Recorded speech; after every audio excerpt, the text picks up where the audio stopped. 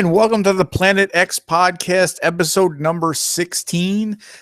We took a couple weeks off for various reasons, but we're back. So I'm Chris. And I'm Mike. And we've had a busy couple weekends. We did some running around. We hit the convention circuit is getting hot and heavy. We hit a smaller con. We hit a bigger con. We got some interview footage with some people. Yeah. That we'll get up on a web soon. Get up on the YouTubes to you. We were all over the place, and we both got old. We both turned 40, yeah, we both hit 40. You last weekend, me this weekend. But it was all right. It wasn't. We probably for two 40-year-olds, we probably had the two 80th. Then, and when I say 80th, I mean 1980s birthdays imaginable. Yeah. I invited everybody to come down to a retro arcade, play some video games, and then go out for some beers and dinner. And for your birthday, we went to the Chiller Theater Convention in Parsippany, New Jersey. That's a great horror and movie and television memorabilia con. And they had three of the original Chips cast members who proceeded to sing "Happy Birthday" to you. And I got a kiss from Erik Estrada. And a kiss from Erik Estrada, which it was kind of weird, but hey, it's I for that moment in time, I was like 5-6 years old again, and it was we've been doing this kind of stuff long enough that I don't really get starstruck around people. But that was weird moments, like they were walking down the hallway to come do the photo op, and it was like, oh shit, there they are. And it was, for me, that was kind of a. Did the music start playing in your head? The music absolutely started playing in my head, but my wife was playing it on her phone, like almost as they were walking down the hallway, which was pretty cool. So I mean, we both had pretty solidly 80s birthday parties, which is I did get with what wound up happening with my birthday, which was it was life imitating art, I guess is to say, because one of the things that was predicted in Back to the Future literally happened to me, where we had gone to the retro arcade, we played all those old games that we grew up with and we loved, and my friend's son, who is 16 years old, said to me after when we were having dinner, he goes, "Did you guys actually put like real money in those games when you were kids? Like Ouch. Some of that stuff was like boring." And it was, and I kind of explained to him, I'm like, that was state of the art at the time. I kind of was serious about it. But then later on, I was thinking that it was that scene from Back to the Future 2, where he's in the 80s cafe. Yeah. In the 80s cafe.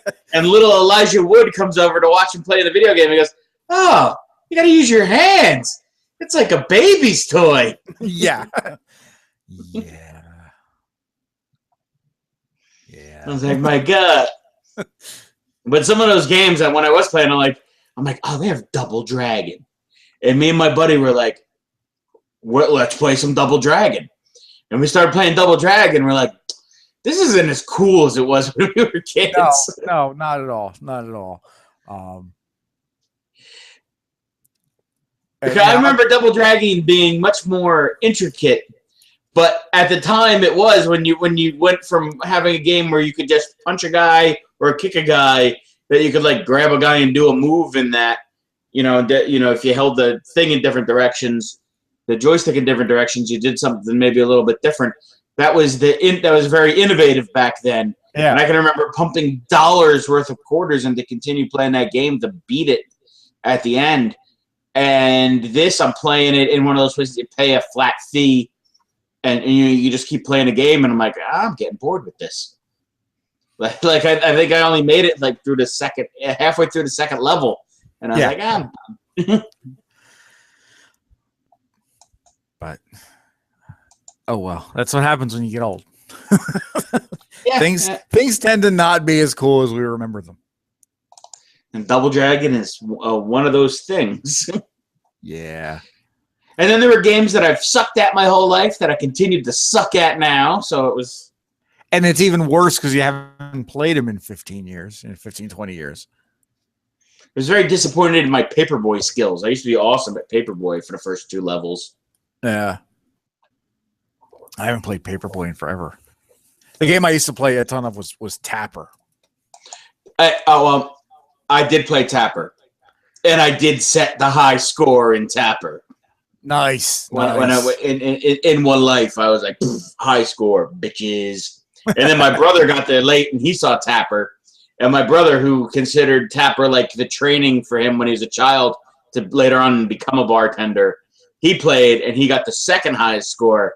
And then I'm like, oh, look at the initials above you. I'm like, oh, suck it. And then Tapper. I was disappointed, though, that it was root beer Tapper and not straight up original Tapper. Yeah, it's the bar rail and the ashtray in it, and like yeah, it did get a little cleaned up, I guess, but still fun to play. So 2 weekends ago, which was actually the weekend of your birthday, we hit up in Wilmington, Delaware. We hit up Amazicon. Yeah, and Amazicon's a fun little show. It's run by a friend of ours. It's the 4th time around, and he's building it. It definitely harkens back. It's a smaller type of, con, memorabilia con. He gets, he's building some. He did have some good celebrities there. He had some solid vendors. He had some good local art type of people. You got a nice mix of things, and it's a nice little you can come and do in a day type of show. We got to spend some interview time with Lee Merriweather of Catwoman fame, or yes. Batman fame. She was Catwoman. Yeah, she was Catwoman in the 1966 Batman movie with Adam West and Burt Ward and all that great stuff. And possibly my favorite Catwoman out of the 3 that played Catwoman. In the Adam West era Batman. You had Eartha Kitt, Lee Merriweather, and Julie Newmar, and I think Lee Merriweather was my favorite Catwoman, and she was an absolute pleasure to talk to. Yeah, I mean, really, you could tell. You could understand why. It was in 1955, 1956. She was Miss America, maybe 1959. Yeah. I'm getting them. I'm screwing up the years. I should know. And she just, what a lovely person, what a great, I'd ask her something and she just kind of went, I think I only asked her 5 questions and she talked for damn near 20 minutes. Yeah. And when we first asked her, I figured we were going to get, 5 minutes out of her or so. And it really worked out really, really well, and she seemed to have a really good time at the show as well, interacting with fans, and she was set up across the way from our friend Steve, who runs the TARDIS photo booth, and she was in and out of that thing all weekend. He has got pictures up on his webpage of just all different, all different shots of her in the TARDIS. So it was nice to get to meet her and see her have a good time and enjoy us and the fandom as much as we were enjoying having her there. Yeah, definitely. She got a big kick out of seeing people, and and she's somebody who generationally she's working on 4 generations of fans now. Yeah, if not more. You figure when that show came out, when that movie came out. It was in our father's wheelhouse of being teenagers, and now there's people our age who are bringing their kids to, showing this to their kids. It has that show and the movie have that timeless quality to it. It's campy and goofy. I heard somebody recently, they were talking about it, and people go, well, it's campy. And it's like, no shit, it's campy. It's still good. Campy doesn't necessarily mean bad. It just means it's in that genre of being a little, it's not taking itself too seriously, but it takes itself just seriously enough to keep it interesting, that it's not out and out goofy. Yeah, and newsflash, Batman doesn't have to be all doom and gloom. Yes, I do. Yes, I'm looking at you, Zack Snyder. I'm Batman. And Christopher Nolan. I'm so sad. Was he singing the song in the Lego movie? Is that what I'm thinking of? Yeah. Sadness. Parents dead. But yeah, she was an absolute pleasure. We also got to talk to John Morton, who played Dak, Luke's gunner in The Empire Strikes Back, and also was in the Boba Fett costume at one point in The Empire Strikes Back. He was another great guy that talked to us for interview wise for a good 20 minutes, and then kind of just chatted us up after that. When we were done, just kind of asking about us, which was kind of cool. I mean, just a good person. Not even like, oh, this guy gave me some nice celebrity time, but a very nice man. Just to be, he had a great vibe and a good kind of positive attitude. He was literally what you want out of the guy that goes, I feel like I could take on the whole universe myself. He took one line and kind of lived his life that way, it seems. Yeah. That he is a good-natured guy that was, after we sat there and talked with him 15, 20 minutes, he's like, so when we're done with the interview, he's like, so what do you guys do? He was what's your day job? Yeah. It's like, I know you guys are here and doing the fan thing, the podcast thing, but what do you do? What's your daily life? And that was, that was cool. Yeah, he was super nice.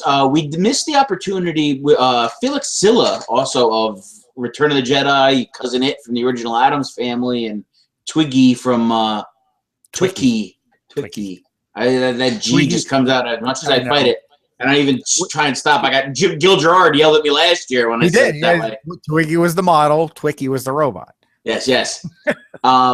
We spoke with him and bullshitted with him. We didn't get a chance to interview him because he was, he was being cordial to other people, and we just we dragged our feet and ran out of time. And I actually ran into him later, and he's like, "Okay, you want to do that thing now?" And I'm like, we had to split. I appreciate your effort and time, and looking for us. And I had a nice conversation with him too. And all weekend, he was just kind of, if there wasn't anybody at his table, he got up and milled around and talked to people. Yeah. And was a very a social, nice guy, and said a lot of nice things about Gil Gerard when I spoke with him. Just kind of said nice things in general to everybody around. Good attitude. Good, again, and like we've said before, anybody that comes out to these shows, they want to interact with the fans for the most part. Occasionally you get somebody that's like, I need the money. And they just kind of come and they sit there and they harumph and they sign stuff and they take pictures and they barely look at you. But the people that we were talking with at AmazeCon were not like that. And not at all.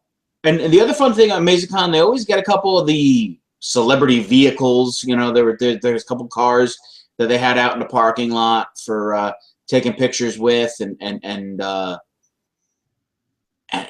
things like that. That creates a fun vibe, and there's always some great cosplays. Even the big cons, the small cons, you get a nice mix of things. We also got to talk to some of the old school zombies from Dawn of the Dead. Yeah, a couple of the guys were there, and they were a lot of fun.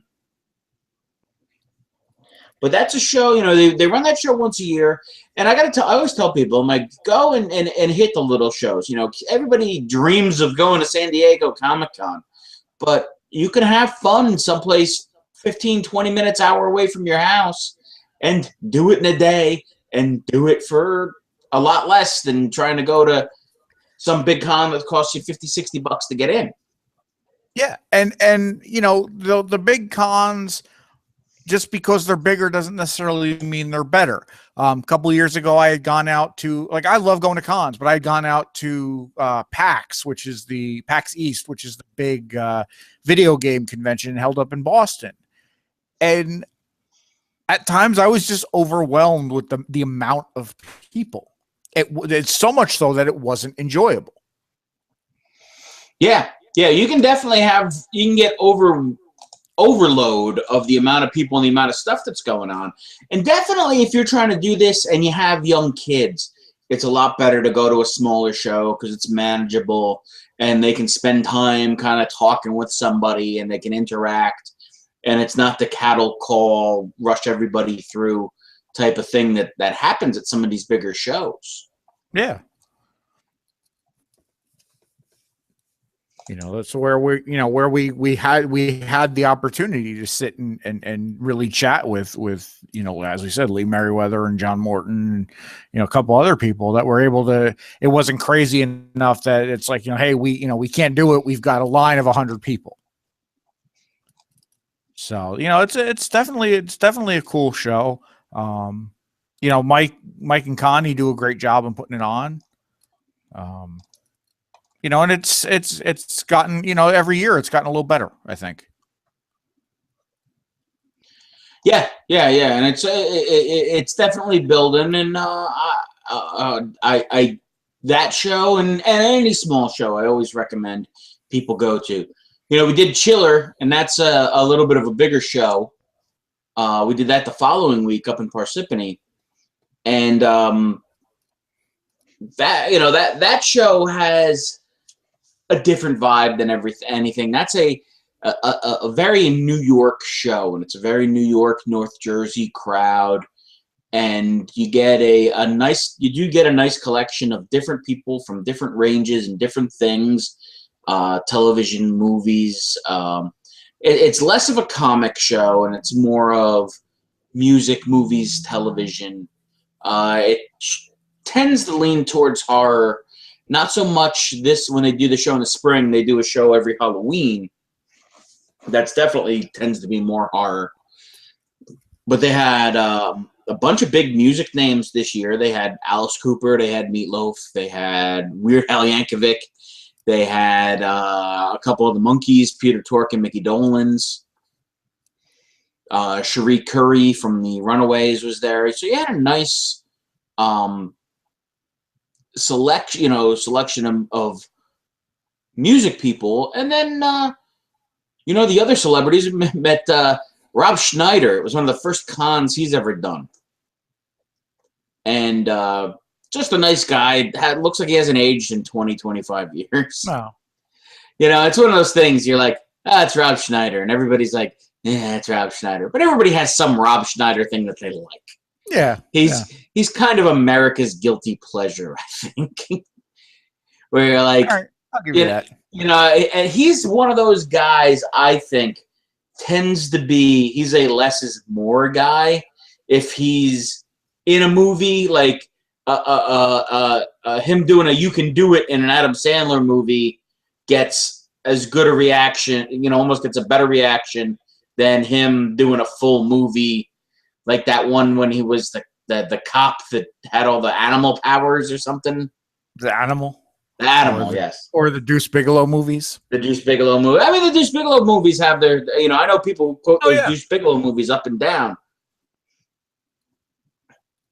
But a good. Again, he was very receptive to people talking to him. Pretty much everybody at that show that I ran into. Judge Reinhold was there, and I got a picture and I got an autograph from Judge Reinhold, and just a great, just big smile on his face, putting his hand out. Hi, I'm Judge.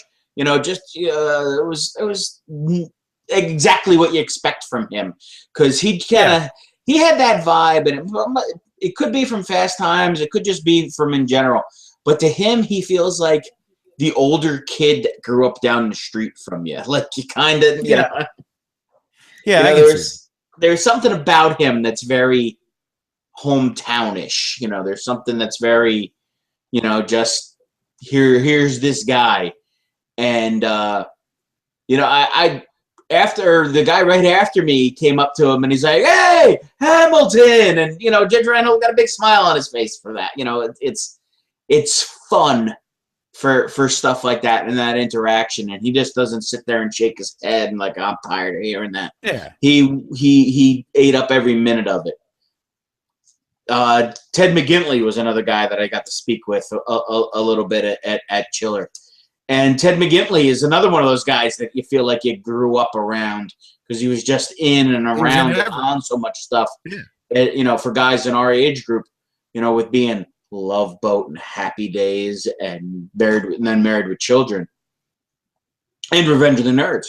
You know, you had 4 kind of big ones for him there. And, you know, a nice guy. You know, he looks... For a guy who was doing television when I was 6 years old, he looks like he's only about 10 years older than I am. You know, yeah. he's a grown man on television. He's always been one of those guys, those actors that really hasn't aged. You know, hasn't aged. Like you don't see him and go like, "Oh my God, he got old." You know, it's like Ted McGinley from 20 years ago. You see him in something, and he still looks like Ted McGinley. Yes, yeah, definitely.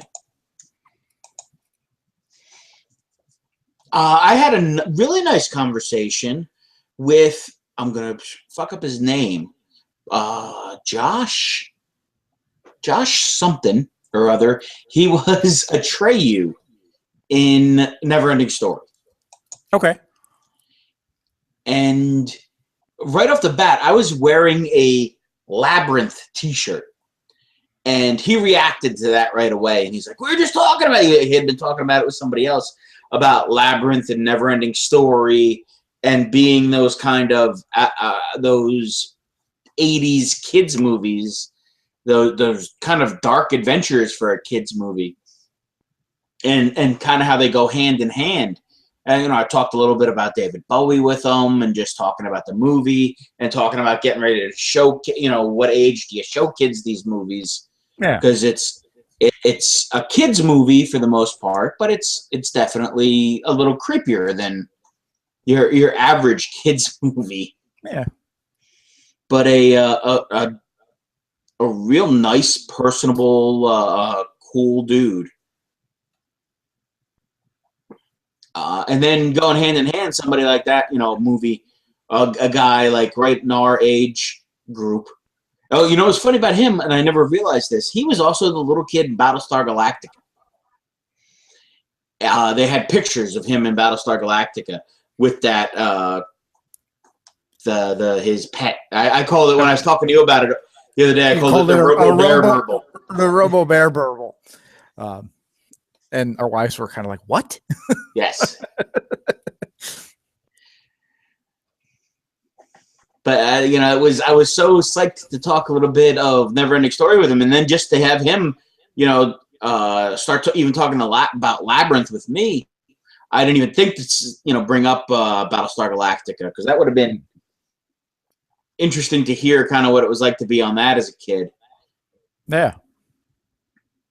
One of the cool things that I wound up picking up from one of the celebrities that they had there was they had the woman who played Zuzu in It's a Wonderful Life, the Jimmy Stewart Christmas movie. Which is probably one of my favorite Christmas movies. Yeah, it's one of everybody's favorite Christmas movies. It's one of those I know people that don't like it, though. So there are people that don't like it, because remember the overexposure it got? Yes, they are wrong. Yeah, they're wrong. But do you remember it used to get played when it fell into some kind of public domain, or I don't know what the hell happened, but everybody had the rights to play it.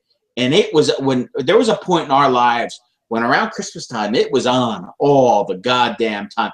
Kind of the way Christmas Story is now. Yeah. TBS plays the shit out of for 25 days. They play nothing but A Christmas Story. Yeah. It seems. Or The Grinch That Stole Christmas, kind of on a loop. It's a Wonderful Life was like that for a long time, that you just like, oh, it's on again. It's on. Especially when cable really came into its heyday. And then Ted Turner got a hold of it and colorized it. Oh, yeah, it was awful when it was colorized. Oh, it was awful. But she had handmade It's a Wonderful Life Christmas tree ornaments with pictures from the film and quotes from the film and stuff. So I picked up one of those, and she signed the back of it, and she wrote this nice little thing on the back to go with it. And I'm like, this is a fun Christmas thing to have. It's a nice, and as a guy who's a collectible person and who, I get a ton of these autographs, and it's like, I'm never hanging all of these, and I try and keep them in I try and put them in albums, and I always fall behind on that. So I wound up having them sitting in folders in my desk, and they're not as displayed nicely as I would like. This to me was something I'm like, here's something I can pull out every year. Yeah. And be like, here's my It's a Wonderful Life Christmas tree ornament signed by the little girl, and it's an angel. It's in the shape of an angel. Nice. So it's nice. With the wings. So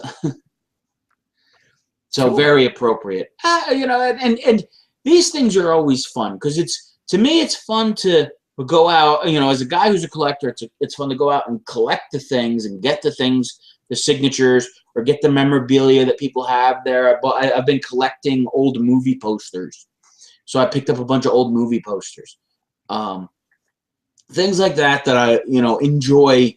But the other fun thing is there's people that I know and run into, and it's friends, that's becoming a cool thing. Yeah, and it's people that I've met from the convention circuit, and people, coming out and seeing the same things and going to see stuff that we enjoy. But also then I would say, like, was standing in line, I wound up making line friends with somebody. Yeah. And me and my wife stood there, and there was a couple in front of us, and we just talked for 10, 15 minutes while we were waiting for somebody with them. And then they were nice people and cool people. We saw them later. I was like, hey, how you doing? I was, I've done it. You run into somebody at the bar, you're like, get them a drink on me because they're cool. You end up just kind of meeting people and enjoying yourself. And you're like, oh, yeah, I come every year. Oh, me too. So, and then in 6 months again, when you see them, you're like, oh, hey, how you doing? Oh, good to see you. And it's like it's a homecoming of sorts, because here are the people that enjoy the things that you enjoy. You can go through your everyday life, and people are like, they see you wearing a Labyrinth t-shirt, and they're like, oh, what was Labyrinth? Or, oh, that was stupid, that movie. Or, and here you can walk around with it, and people, I had 10 people come up to me and be like, it's an awesome shirt. Oh, it was an awesome shirt. Yeah. And that's a lot more fun than people telling you what you love is stupid. Yeah. And I mean, and just like, even, on that note, even with, meeting people that are not just people that are online, but like we've made friends with some of the artists at AmazeCon. Jay, that's come on this show, a bunch of times now. Yeah. We met him last year at AmazeCon, and he was there again this year. It's kind of cool. It's cool. As you said, it's cool running into those people that you haven't seen, in a year, where you see them at this convention and you run into them at, something else, a couple weeks down the line. It's definitely a lot of fun. And even with Chiller, there were people that I recognized from, I recognized from being at other conventions we were at. Yeah.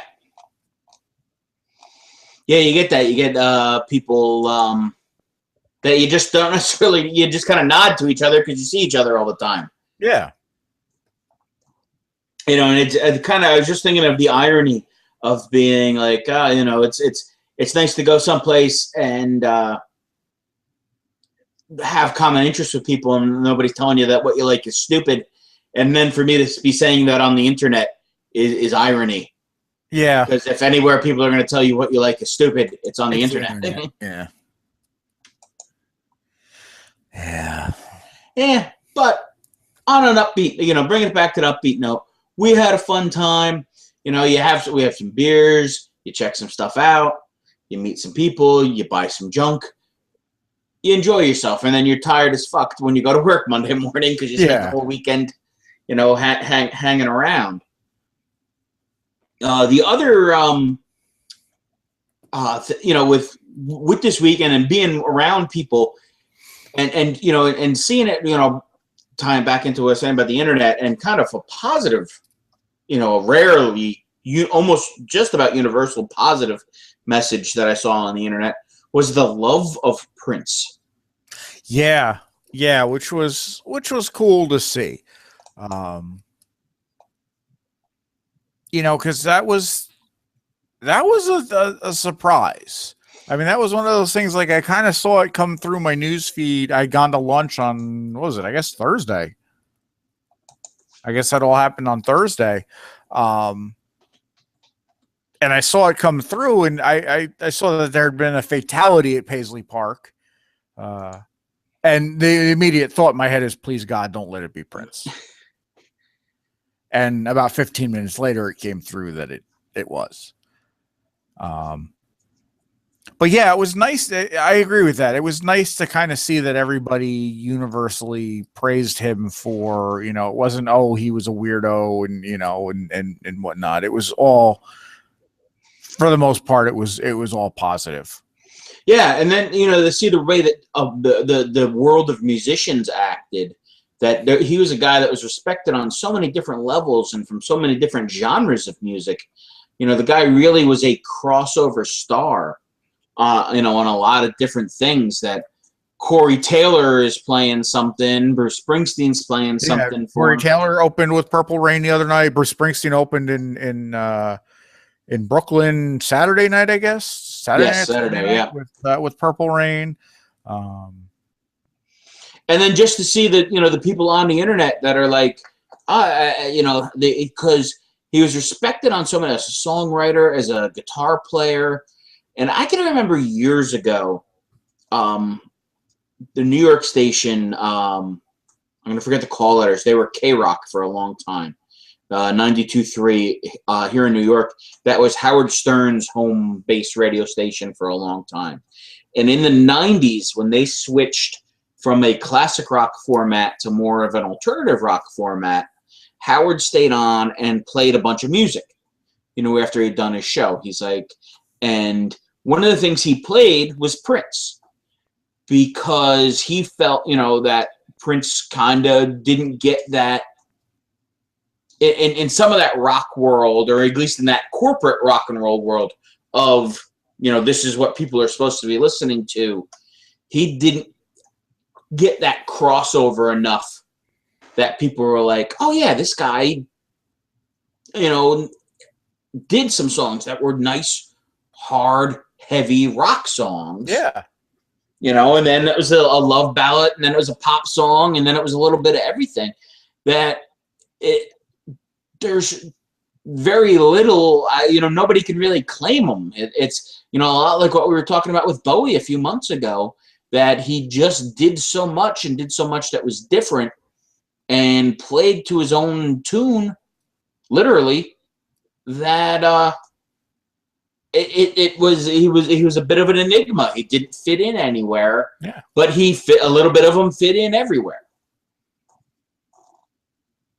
And the stories, the Kevin Smith stories about Prince all came up this weekend, and that stuff made its rounds on the internet. The Dave Chappelle, Charlie Murphy routine about Prince, which is probably, I always liked that better. More than Rick James. The Rick James one was good, but everybody kind of latched on to the Rick James one, with Charlie Murphy going, I dare you play Prince to challenge Prince in basketball, Yeah. And make sure your boys are there to watch it. Is probably was the better of the two. Yeah, and the fact that Prince had such a good sense of humor that he took a shot from that and put it on the cover of one of his singles recently. Yeah, like recently, within the past year or so. I think it was. It was even a song that he wrote. I think it was called "Up for Breakfast" or something, and it's got Chappelle dressed as Prince holding a plate of pancakes. I mean, it's brilliant, and I mean, it shows that he has enough of a sense of humor, even about himself, to kind of do that. Yeah, there was a great clip I was watching. A friend of mine had posted it, of Prince on Muppets Tonight, the 90s Muppet series that only lasted about a season. Similar to the 70s, early 80s Muppets show and format, that they'd always have a celebrity guest. And Prince did a song on it, with the the Muppets and kind of performed and did this nice little. And it was kind of like he had done this song on like a dare that they had rattled off a bunch of things from a food menu, and Prince wrote a song about it. And when it was all done, the song, Rizzo looks at him and goes, "I bet you $5 you can't do that again." I'm like, okay. And I'm like, "What's on the dessert menu?" And I'm like, "Raspberry sorbet." Which is fantastic. Yeah, that was, and he just kind of smiles and sang "Raspberry Sorbet" for a verse, Yeah. So the guy had a sense of, it was a very public figure who at the same time could also be very shy, and also had a great sense of humor about himself too. But then also never let Weird Al, never told Weird Al it was okay for him to do one of his songs, to parody one of his songs.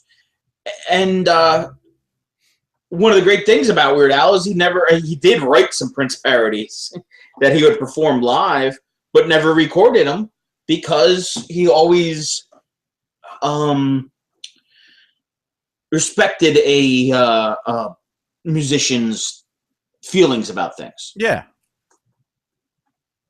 And when you get a guy who like Prince, who contributed so much and wrote for so many people, and you kind of forget, that people who had the big hits that were Prince songs, Cyndi Lauper, True Colors, and Sinead O'Connor, Nothing Compares to You, and Bangles, Manic Monday, right? That was, you were telling me that. Yeah. Which I had forgotten about. It was, for a guy who could write like that and write for women, such a strong song. You get sometimes to write a kind of, I guess, in that voice, or to write that way, write with that much emotion that I guess it translates no matter how you send it. It was a great career. I would always tell people that for our generation, Prince was that musical genius.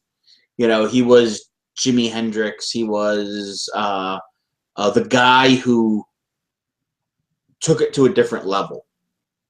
Yeah. And he was the guy that kind of, it came up, coming up in the late 70s and being a huge thing through the 80s. And, into the 90s, and then keep going. His body of work declined. He's still putting out stuff, and you'd hear things, and it might not have been huge hits, but I'd always hear it and be like, "That's a good song." Yeah, and they weren't. It wasn't that they weren't huge hits because the music wasn't good. It was just they weren't huge hits because music had changed so much and kind of gotten crappy. Yeah. Well, that, I mean, for lack of a better, a better thing, where you're getting all this, this prefabricated pop shit that we've had for the past 15 years, and you get somebody like Prince, like he put out a couple years ago, Musicology, fantastic fucking song. Yes. But it didn't, I don't know where it went in the charts, but I don't think it got the airplay that it should have.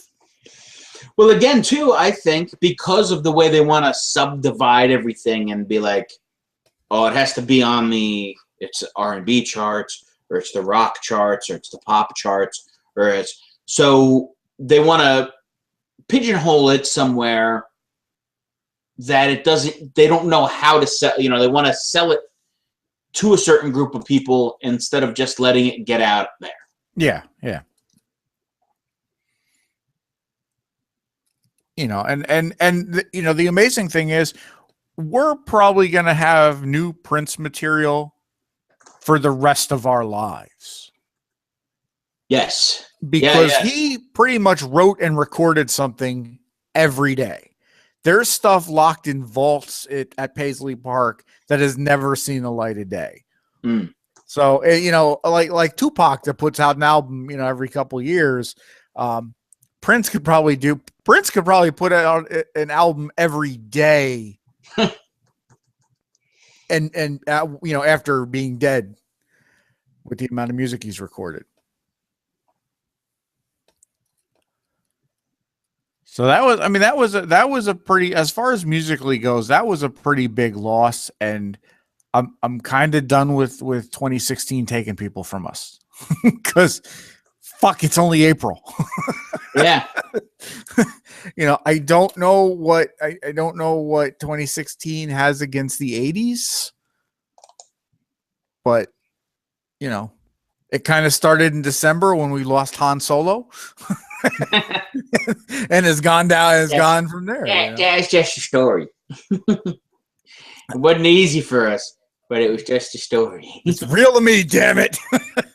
It's still real to me. It's real to me, damn it.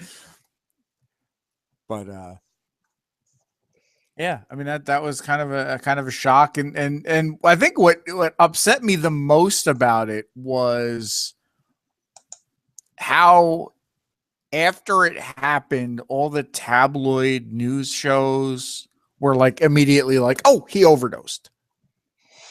Yeah, everybody's tripping over themselves to break the story, and it's just like let you know, whatever happened, it's horrible. You know, it's a sad thing that we lost such a great musician, but you know, and let him have some peace.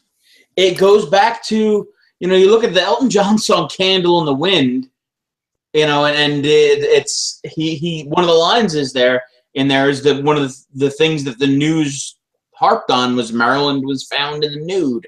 Yeah, you know, it wasn't, they sensationalized it to keep it interesting. Yeah. You know, the news when it does stuff like this, and it's kind of always done things like this, and now I guess it's even worse because there's so many outlets, because the television is trying to scoop the internet's trying to scoop that, newspapers sit around with their thumbs up their ass for 12 hours before they can do anything. Yeah. It's really gotten out of hand, and even I got pissed off after all this Sunday evening. I'm like, all right, I'm going to watch one of my shows from the DVR this week. And I popped on my Agents of S.H.I.E.L.D. from Tuesday. The New York primary elections were on Tuesday. So they're breaking into the show to give me results from the primaries and to give me the Donald Trump speech and to give me that. And I'm like, why? I'm like, wait a fucking hour until the news is on and put this up there. Yeah. It's like, why is this so important now that it cuts into my show that I want to watch, that if I want to watch again now when I do have to watch it, I have to go watch it on demand where I can't fast forward through the commercials. So it's just like, fuck you. You know, it's yeah. There's news and there's entertainment, and there has to be a line between the two. I think that line has become very blurred. Yes. And it's one of those things, and this goes back to the beginning. It goes back to radio and David Sarnoff, who kind of invented commercial radio. He said that if you sell advertising on a news program, you're hurting the credibility of that news program. Yeah. Because now it has to answer to the advertisers. You know, and there's the hypocrisy in it all, where if the news, you know, if a TV show does something where there's a little bit of nudity or God forbid some kind of curse word or something like that, it becomes a big news story, you know, and then they show you a picture of somebody's house burning down or a bunch of dead bodies in the street or you know, or some horrible piece of real life violence that they're only putting up there for the sensation of it. Yeah.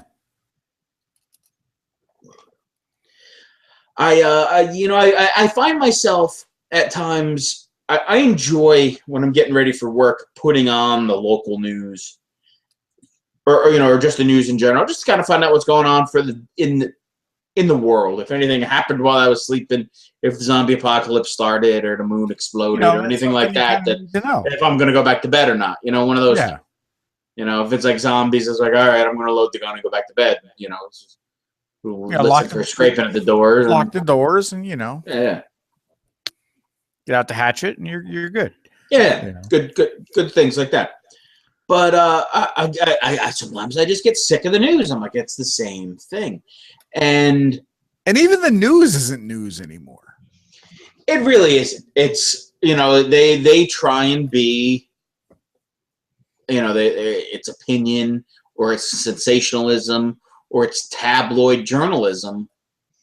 You know, if I never ever in my life for any reason need to know anything the Kardashians are doing. Nope. Except the only thing I ever need to know about them is when they're getting buried.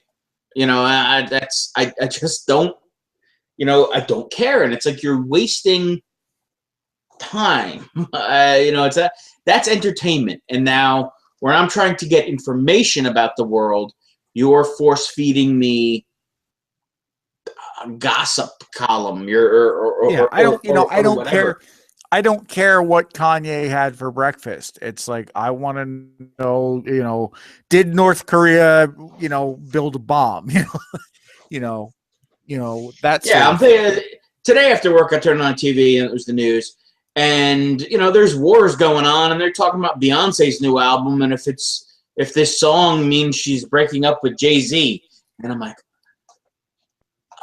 this is the news. And granted, they kind of shoehorned it into their entertainment segment of it, but it wasn't even like, oh, Beyonce has a new album. It was, what do you think Beyonce's song is about on her new album? You know, it's conjecture. It's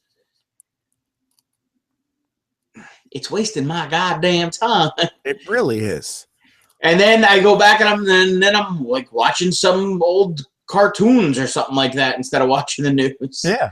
You know, I just get away from it because it's the same horse shit. The what's funny is like the BBC News kind of gives you a cleaner, more concise version of the world news. You know, I hate to say I'm disappointed with TV in general because I hate when people start bad mouthing it. And TV's there to entertain me. I just wish that the news would stay the news and let entertainment be entertainment. Yeah. But unfortunately, I think that ship has sailed. Yeah. Well, I'm enjoying that more and more reality shows are failing, that there's less and less reality shows and there's more and more real shows. Yeah. I had heard something interesting that kind of was like that the love of the comic book genre in entertainment now is kind of saving us from reality shows, that these, you know, they're the laziness of Hollywood or whoever it be, and taking the comic book stories to make their stories is at least giving us some original programming and some entertainment. And not just people yelling at each other on a reality show. Yeah. They're yelling at each other in a costume. Yeah. Superhero costume. You know, I didn't want to bitch. I hate bitching about things. And, it must be us being grumpy old men. All right, palate cleanser. Let's talk about something happy, yeah. Palate cleanser. Brand new Baby Metal album.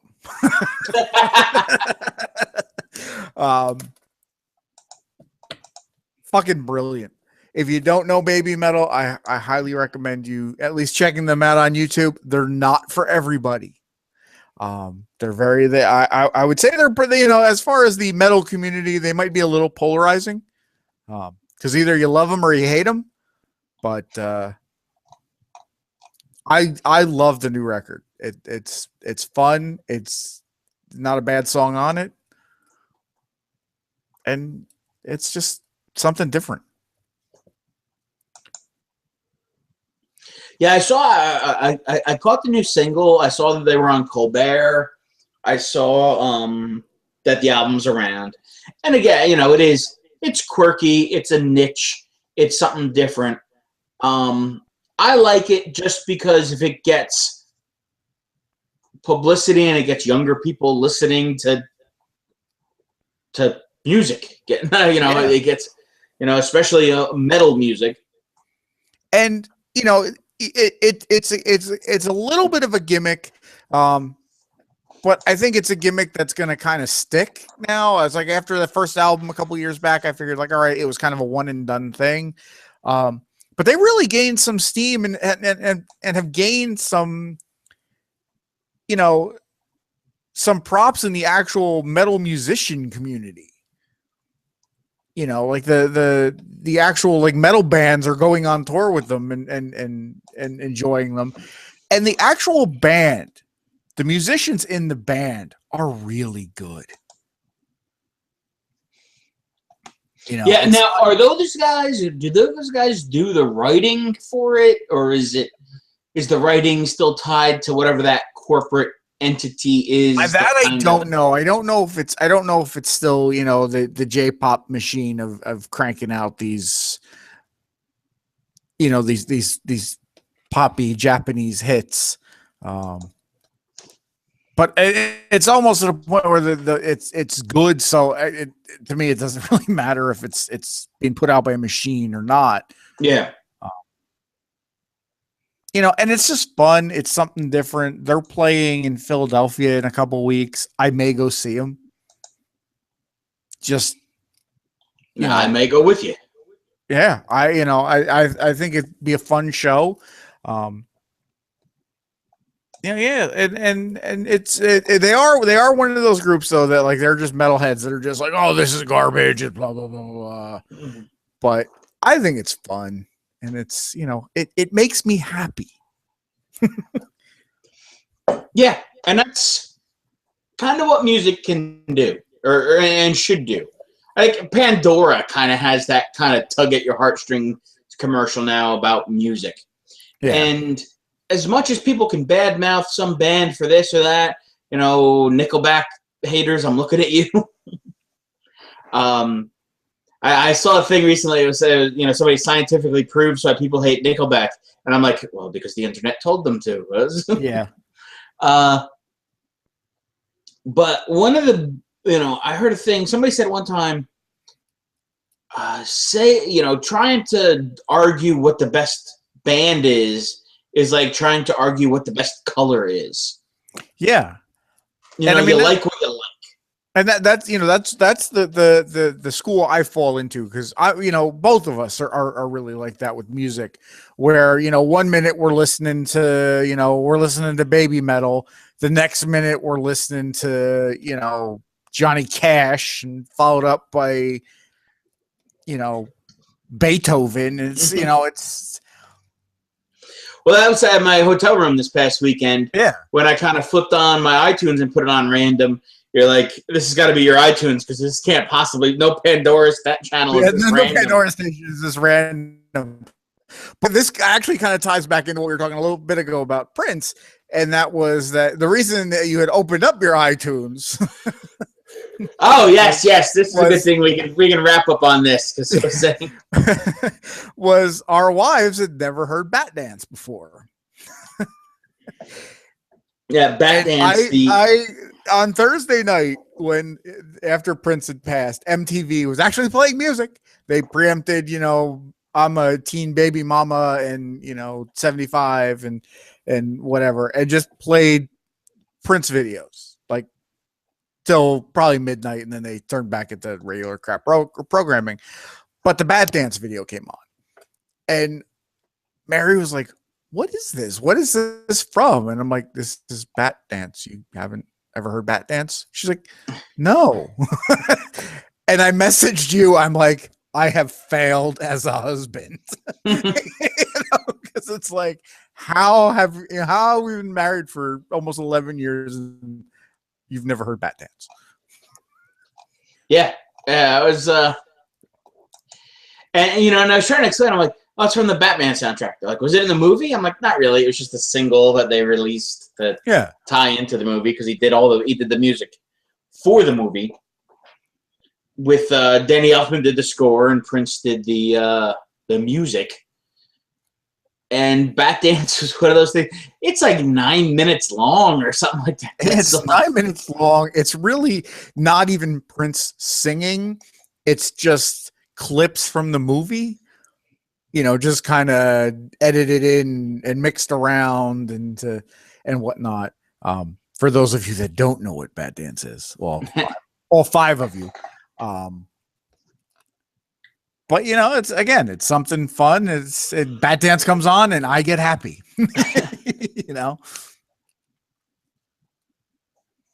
So yeah, I could definitely see that.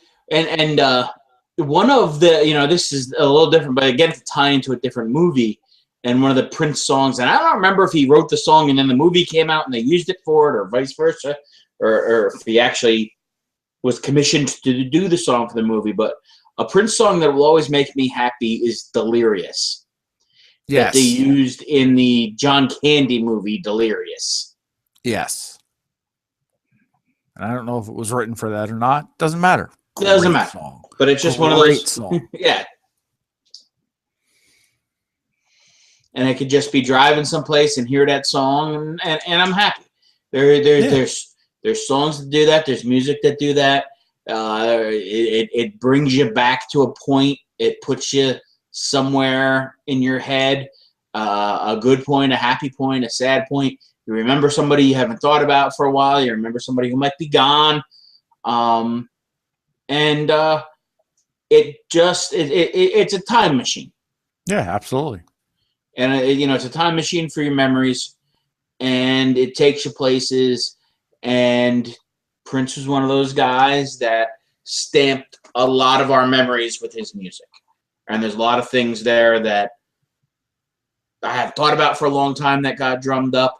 I know Kevin Smith wrote some really nice things on the internet about Prince being part of the soundtrack of his life. A bunch of people said that. And it was true. I mean, how many of us at our age, in late 30s, early 40s, knew exactly how old we were going to be in 1999, back in 1985, in 1984, 1985. Yeah. Because we were ready to party like it's 1999 for 2 decades. Yeah, yeah. And what was funny was a lot of people, they thought he wrote that song in like 1998. Yeah, no. No. So yeah, music, Prince's music in general just kind of it just kind of puts you in that, as you said, it kind of puts you in that point. There are songs that put you in that point of your, certain songs that just kind of take you to a place that, was good, was bad, whatever, but we need more of that. Yeah, just good music. Doesn't matter what genre it is. Doesn't matter who's doing it or how they're doing it. Just good music that means something, that has some emotion to it. Well, I think we kind of we painted ourselves into a corner there. We did. So that's where we will wrap up. Man, we were good. We kept it to about an hour. Yay us. So you know where to find us. We're on iTunes and Stitcher. You can check us out at the channelzpodcasts.wordpress.com, facebook.com/channelzpodcasts. You can email us at channelzpodcasts@gmail.com. Probably have a hot tag coming up again soon. So I'm Chris. Oh, and that's Mike yawning. I'm Mike. And we'll see you next week. I see in the future.